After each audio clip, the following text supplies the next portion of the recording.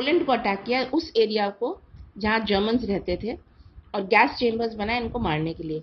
आपको कभी भी किताब मिले एन फ्रैंक डायरी, वो पढ़िएगा। वो एक जूइश लड़की थी की कहानी है जो जर्मनी में रहती थी, किसी तरह से कैसे वो अमेरिका गई, किस तरह से बहुत मुश्किल से वो अमेरिका पहुंची, और वहां पर उसने वो डायरी लिखी। बाद में वो पब्लिश हुई, बहुत बिकी। उसमें उसने पूरा लिखा है किस तरह से वो उसका स्ट्रगल था, कैसे वो लोग उन लोगों को बंद किया गया था एक कमरे में, कैसे वो लोग वहां पर पहुंचे, बोट तक पहुंचे, फिर कैसे किस तरह से वो शिप में गए, फिर कैसे वो अमेरिका पहुंचे। पूरी कहानी उसमें है, और उसको आप पढ़ेंगे तो आपको पता लगेगा कि कितना प्रॉब्लम्स इन लोगों ने झेला था। Thank you. Good morning, children. Today we will study about the Nazi worldview. Means what was the ideology, what was the belief, what was the thought of the Nazis. Now, Hitler's ideology was Nazi ideology. Meaning whatever Hitler thought, or whatever Hitler said, or whatever Hitler expressed, that was equivalent to what the Nazis thought. The Nazis believed in the superiority of the Aryan race.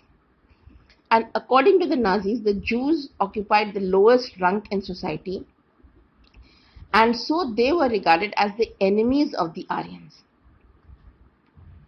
The Nazis believed in the survival of the fittest, that is, the strongest one should rule, and according to them, the strongest one were the Aryans. Hitler wanted to expand the German Empire. You see, Germany had lost Alsace, Lorraine, the Rhineland, all that after the First World War, and Hitler wanted to get back all that. So he started with Poland, because Poland had a maximum of German population at the borders of Germany, the place which was bordering Germany, especially the port of Danzig, which was made a free port. तो आज हम पढ़ेंगे Nazis world view और Nazis की ideology क्या थी। Nazis की ideology वही थी जो हिटलर की आइडियोलॉजी थी। हिटलर जो कहता था, जो सोचता था, जो समझता था, वही नाजी सोचते थे। नाजीज उसके अलावा कुछ सोच नहीं सकते थे। हिटलर बिलीव करता था superiority of the Aryan race. वो आर्यन, जिसे आप लोग ने पढ़ा था कि Aryans came from Central Asia, तो कहीं ना कहीं they were the original inhabitants. So he believed in the superiority of the Aryan race, and उसके हिसाब से जूस जो थे, ये जूइश लोग जो थे, वो सबसे नीचे थे, और उनको वो आर्यंस का दुश्मन समझता था। दे बिलीव, उनका एक मानना था कि जो सबसे स्ट्रांग होता है, जो ताकतवर होता है हर तरह से, वही रूल कर सकता है, और उसके हिसाब से आर्यन से ज्यादा मजबूत और कोई नहीं था। वो जर्मनी की बाउंड्रीज बढ़ाना चाहता था, क्योंकि जर्मनी जो है वर्ल्ड वॉर 1 के बाद काफी कुछ खो चुका था। एल्सेक, लोरेन, राइनलैंड सब उसके हाथ से निकल गया था। सार वैली जहां से कोयला आता था, सब उसके पास से निकल गया था। तो वो सारी चीजें वापस चाहता था। तो शुरुआत उसने पोलैंड से की। पोलैंड का वो जगह जो जर्मनी से सटी हुई थी, वहां पे जो बॉर्डर एरियाज थे, वहां काफी जर्मन रहते थे, स्पेशली डैनजिंग में। डैनजिंग जो एक फ्री पोर्ट था, वहां पे जो लोग थे, वो ज्यादातर जो थे उसमें वो जर्मन्स थे। इसीलिए वो चाहता था कि सबसे पहले हम डैनजिंग को अटैक करें। उसके बाद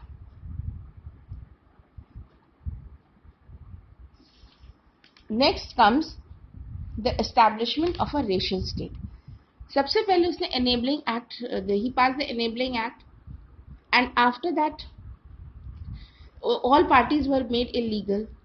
Now this time what he did, that he said that only the pure Germans, pure Germans would be allowed in the state, and all other people who are not Germans were undesirable. Undesirable means they were unwanted.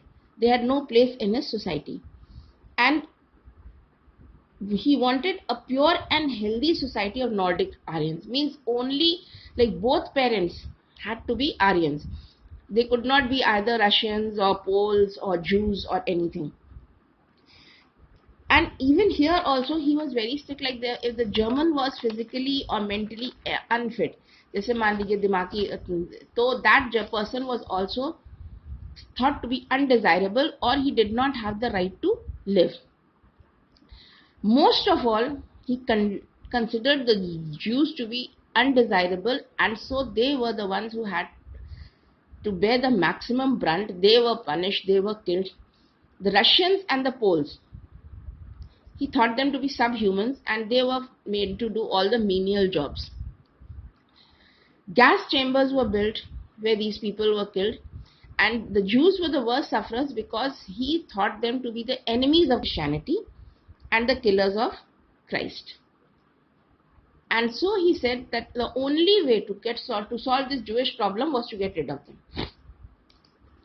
Now you see, Hitler ने जो एक society बनाई, जो समाज चाहता था उसमें सिर्फ जर्मन्स हो, नॉर्डिक आर्यंस मीन्स सिर्फ जर्मन्स हो, क्योंकि वही डिजायरेबल लोग हैं, वही रहने लायक लोग हैं, और उनके अलावा जितने भी नॉन जर्मन्स हैं उनका रहने का उनको कोई अधिकार नहीं। यहाँ तक कि जो जर्मन्स दिमागी तौर पे कमजोर होते थे या शारीरिक तौर पे कमजोर होते थे या जैसे विकलांग होते थे कोई भी किसी भी तरह से, उनको वो क्या करता था, मार डालता था या उनके पेरेंट्स से अलग कर देता था। कहता था इनको कोई राइट ही नहीं है कि ये जिंदा रहें। और ओनली द फिजिकली फिट, जो जर्मन्स हर तरह से चुस्त और तंदुरुस्त थे, उन्हीं को खाली जीने का अधिकार है। उसके बाद वो सबसे ज्यादा वो जूस से नफरत करता था। एक तो वो कहता था ये क्रिश्चियनिटी के दुश्मन है, दूसरा इन्होंने ही क्राइस्ट को मारा है, क्राइस्ट को जो सूली पे चढ़ाया गया था उसके लिए वो जूस को ही रिस्पॉन्सिबल मानता था। कहता ये वही लोग हैं जिन्होंने ऐसा किया है, तो इसीलिए इनको जिंदा रहने का कोई अधिकार ही नहीं है। फिर रशिया और पोलैंड के लोगों को वो सोचता था ये स्लेव्स का काम कर सकते हैं, जितना भी छोटा मोटा काम हो इसे कहकर वो जिंदा रह सकते हैं। और उसका सीधा एक फॉर्मूला था कि अगर जूइश प्रॉब्लम से आपको फुर्सत चाहिए, जूइश प्रॉब्लम अगर आपको खत्म करनी है, तो आप जूस को ही खत्म कर दो, इन्हीं को मार डालो, इन्हीं को खत्म करो, सारी प्रॉब्लम अपने आप खत्म हो जाएगी।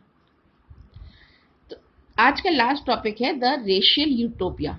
यूटोपिया का मीनिंग क्या है? Utopia means a make believe world, a world of fantasy, a world which does not exist. Utopia एक काल्पनिक दुनिया है, वो दुनिया जो होती नहीं है, इंसान सोचता है कि ऐसी दुनिया होगी। तो हिटलर ने क्या किया, उसने सोचा कि अब हमारी जर्मनी में कोई भी जूस नहीं रहेंगे, तो उसने उनको he started persecuting them, he started killing them, and then the first thing that he attacked Poland. Why? Because first of all he wanted to increase the territory, and Poland, the German population was there, so he wanted to make it into one. Then there were gas chambers were being built, and on all non-Germans, especially the Jews who were considered undesirable, were put over there and killed. So the Jews had to bear the maximum brunt. When you grow big, there's a very good book, Anne Frank's Diary. Anne Frank was a Jewish lady.